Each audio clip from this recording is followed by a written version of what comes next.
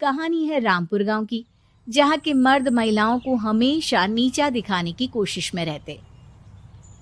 अरे अभी तक खाना नहीं आया क्या? मुझे एक और शादी करने की जरूरत है। नहीं जी नहीं, ऐसा मत करना, वरना मैं कहाँ जाऊंगी। खाना लेकर मैं अभी आई जी। गांव की पंचायत में भी फैसले हमेशा औरतों के खिलाफ ही रहते। मैं जो फैसला सुनाता हूँ वो भगवान की आज्ञा होती है। इस लड़के ने अपने मन से शादी करके अच्छा नहीं किया। लड़के को घर भेज दो और इसकी शादी इसकी जाति की किसी लड़के से करवा दो, लेकिन ये लड़की, इसे तो गांव के बाहर निकाल दो। नहीं नहीं जमींदार साहब, ये क्या बोल रहे हैं? ऐसा नहीं हो सकता। मेरी बेटी मासूम है, इसे अच्छे बुरे की समझ नहीं है। अरे कहाँ जाएगी ये बेचारी? कहाँ जाएगी? इतनी चिंता है तो पूरे परिवार का गांव निकाला कर देते हैं। बेचारे पूरे बसे बसाए परिवार को गांव छोड़ना पड़ता है। चाहे जो हो, अगर बेटियों को कंट्रोल नहीं कर सकते तो गांव में रहने का कोई मतलब नहीं है। यहाँ औरतों को दब कर रहना होगा। कोई भी अपने हिसाब से कुछ नहीं कर सकता, सब ईश्वर की मर्जी से ही होगा। तभी गांव का एक आदमी दौड़ा दौड़ा आता है। सरपंच साहब, जमींदार साहब, वो कालिया है ना, उसकी बेटी पढ़ने के लिए शहर जा रही है। अच्छा, ये कब हो गया? और कालिया की हिम्मत कैसे हो गई ऐसा करने की? लेकर आओ उसे और उसकी बेटी को।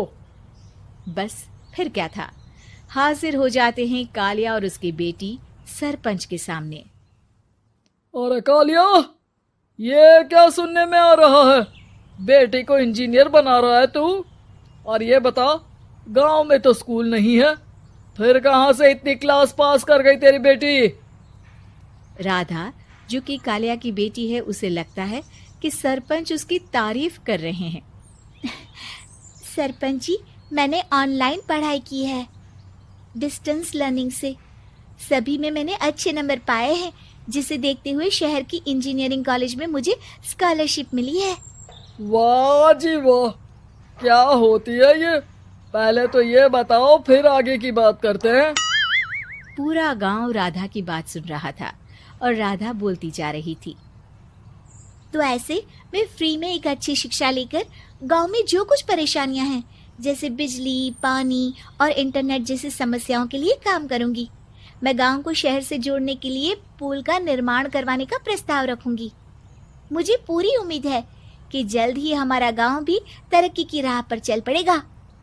राधा की बात सुनकर सारे गांव वाले ताली बजाने लगते हैं। सरपंच को समझ नहीं आता कि वो क्या करे।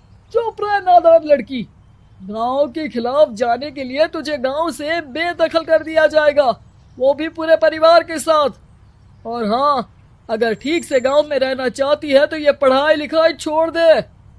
हम तेरे लिए गांव का कोई होनहार लड़का देखेंगे। तभी गांव का एक आदमी बोल पड़ता है। अरे नहीं नहीं सरपंच जी, राधा बिटिया जो बता रही है, अगर वैसा हो जाए तो हम लोगों को पैसा कमाने के लिए बाहर नहीं जाना पड़ेगा। हाँ जी, और ना ही कोसों दूर पानी के लिए भटकना पड़ेगा। हमारे बच्चे भी अच्छी पढ़ाई कर सकेंगे और आगे बढ़ेंगे, ना कि हमारी तरह खेती करते बैठेंगे। क्यों गांव वालों, राधा बिटिया का साथ देना चाहिए ना। सरपंच देखता है कि गांव राधा के साथ है तो वो चुप हो जाता है। वो घर आकर अपने सलाहकार से बात करता है, जो बहुत ही चालाक किस्म का इंसान होता है। अरे सरपंच साहब, आपको बहुत ही होशियारी से काम लेना पड़ेगा। एक बार गांव तरक्की कर गया, यहाँ के बालक पढ़ लिए तो कोई ना पूछेगा आपको। और फिर ये जो बेटा और बेटी है ना आपके, इनको भी आम लोगों की तरह ही जीवन जीना होगा। हाँ, लेकिन करे तो क्या करे? वो ना आप मुझ पर छोड़ दीजिए, बस मैं जैसा बोलूं करते जाइए। अगले रोज सुबह जब गांव वाले सोकर उठते हैं तो राधा के घर के बाहर और साथ ही वो लोग जिन्होंने राधा का सपोर्ट किया था, उनके घर के आगे लाल रंग से कल आऊंगी लिखा होता है। कल आऊंगी, यह क्या होता है? अरे यह तो खून से लिखा है, लगता है कोई भूत प्रेत या चुड़ैल का साया है। चलो सरपंच जी के पास चलते हैं। सभी सरपंच के पास जाकर उसे सारी बात बताते हैं। अरे ये तो बड़ी मुश्किल की बात है। चलो मैं एक बाबा को जानता हूँ, उन्हें बुला लेता हूँ। सरपंच बाबा को लेकर गांव के घर के बाहर जाता है।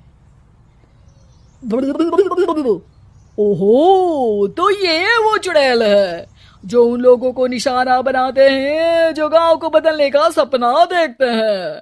वो गांव को ऐसे ही संपन्न देखना चाहती है, वो नहीं चाहती कि कोई बाहरी यहाँ का कायाकल्प करे।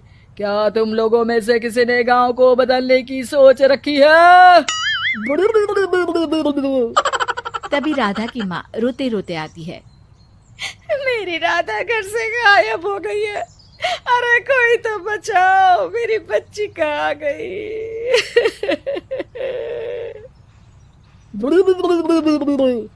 ले गई वो चुड़ैल, तेरी बच्ची को ले गई। अब वो उसे श्रापित करके छोड़ेगी, उस पर चुड़ैल का साया हो जाएगा।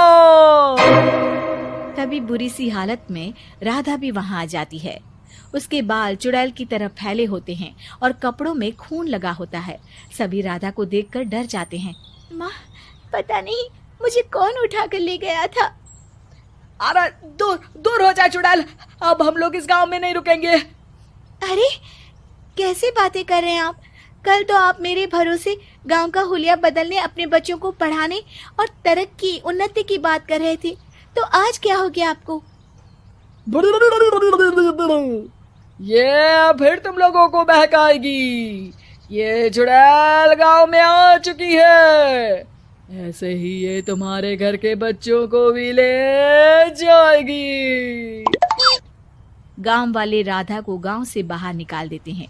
उसके माँ बाप रोते रहते हैं, लेकिन गांव वाले नहीं मानते। मैं भी अपनी बहन के साथ गांव के बाहर रहूंगा, लेकिन वो पढ़ाई नहीं छोड़ेगी। वहीं सरपंच के घर पर सलाहकार कहता है।